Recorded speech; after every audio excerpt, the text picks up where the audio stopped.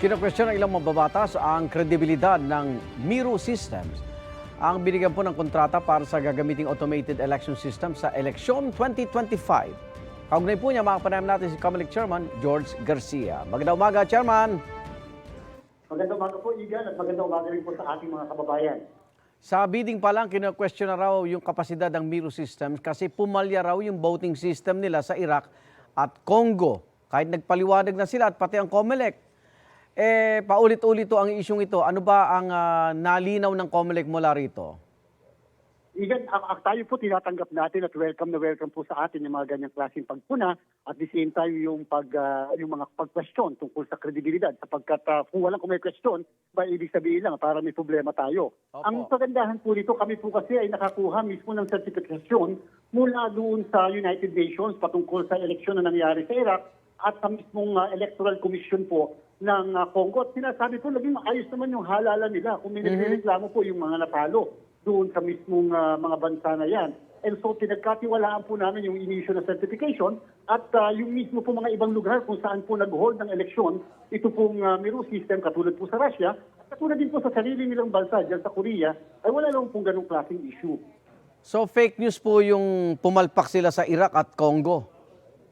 Pasensya na po, mukhang ganun po ang katotohanan na Sir Igan at mukha po hindi totoo yung mga akusasyon na ganyan. Pero at least po, maganda rin po dahil at least ang Comelec ay dapat laging extra careful. Lalo na tayo ay magpuproceed sa tinatawag nating customization o yung paggawa mismo ng makina. At least na-verify niyo. Ano pong verification process pang ginawa ng Comelec para siguraduhin mapagkakatiwalaan talaga itong Miro system? Alam niyo, yan ang issue sa atin pag eleksyon yung trust. Opo, Igan, una po, siyempre, nagkaroon kasi tayo ng tinatawag na open, transparent, na kitang-kita po talaga na proseso ng bidding. Wala pong magawa ang Comelec kung sila po ang nanalo doon sa bidding, sa procurement natin. Ang importante po, kung ano yung aming pong wishlist, kung ano yung gusto namin makita sa machine, Opo. yun po yung aming nakita at na-demo sa amin, naging produkto ng Miro system. And therefore, para po sa amin, kontento na po kami dahil again, ito po ang kauna-unahang makina sa buong mundo na may ganitong klaseng feature sapagkat ito po hindi naka-tailor Igan sa kahit na anong na gusto mismo ng kumpanya. Ito po kami mismo, ang Comelec, ang nagsabi ganito ang gusto natin makita. Opo. At ito po yung produkto rin ng mga suhestyon ng iba't ibang sektor, lalo na yung ating mga citizens arm. Isa pang pinupuna, Chairman, tungkol sa Miro, presidential appointed daw yung pinuno ng isa sa mga local partner nila. At paano daw titiyakin na hindi yan makakaapekto sa eleksyon? Kagabi po ako ay nakapanood din sa inyong programa ng balita at with all honesty po, Sir Igan, hindi ko po talaga alam yung pangalang yun yung binanggit kagabi. Opo. Pero at the same time, siya po pala ay parang advisor or representative ng private sector. Ibig sabihin, pribadong sektor, negosyante. Opo. So at the same time, hindi po talaga, wala po kaming personal, hindi ko po siya kakilala personally.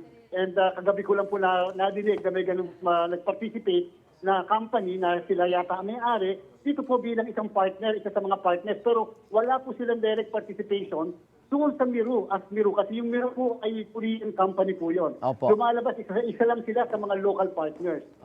Okay, sa ngayon po, gaano nakahanda ang Comelec sa midterm election natin sa 2025, Chairman?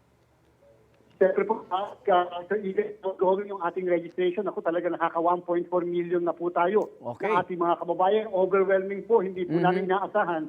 Ganyan ang dadagsa ang mga kababayan natin sa pagpapalisto. At siyempre, again, nakapag-bidding na po tayo para sa ating mga makina.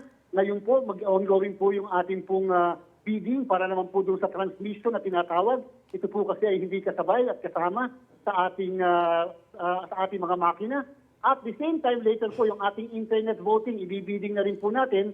And hopefully, tayo po ay magkaroon na ng internet voting sa mga kababayan natin abroad. At siyempre, later po, yung mga pagpuproduce ng mga makina, yung pag-manufacture ng mga makina, 6 na buwan po yan gagawin. Sir Igan, at naghihintay tayo tungkol sa development, patungkol sa plebisito kung sakali na meron talagang mga proposal sa pagbabago ng ilang probisyon ng saligang batas. Yun nga po kaya nyo ba isabay yung tsa-tsa na plebisito, Chairman? Kayang-kaya po namin sa IGAT. Okay. Una, wala pong dagdag na gastos yan para sa ating mga mamamayan. Okay. Sapagkat parehas po na balota ang gagamitin, siguro hahaba lang ng mga 2-3 inches po ang balota natin. Pero parehas din po ng mga guro ang gagamitin natin, parehas sa mga election paraphernalia. Ang request lang po sa IGA ng inyong Commission on Election, sana po sa ating Kongreso, kung mangyayari po yan na magkakasabay, sana po madagdagan natin ng honorarya ang ating po mga guro. Maraming salamat, COMELEC Chairman George Garcia. Ingat po. Maraming salamat po, mabuhay po. Igan, mauna ka sa mga balita. Mag-subscribe sa GMA Integrated News sa YouTube. Sa mga kapuso abroad, subaybayan nyo kami sa GMA Pinoy TV at sa www.gmanews.tv.